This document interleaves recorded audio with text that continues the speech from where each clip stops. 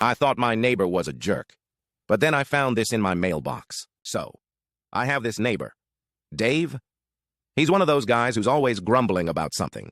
If it's not the lawnmower noise, it's the kids running around or the weather being too hot or too cold. He's also notorious for calling people out if their trash cans are a few inches over the property line or if they park too close to the curb.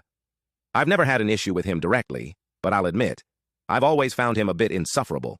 He's that guy who will stand on his porch and stare you down like you're doing something wrong even though you're just, checking your mail.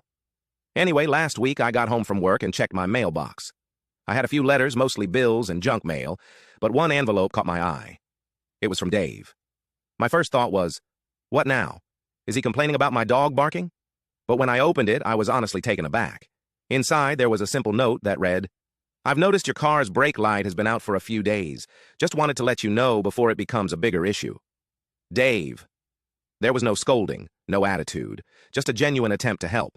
I had no idea how long the brake light had been out, but sure enough, I checked it later, and it was dead.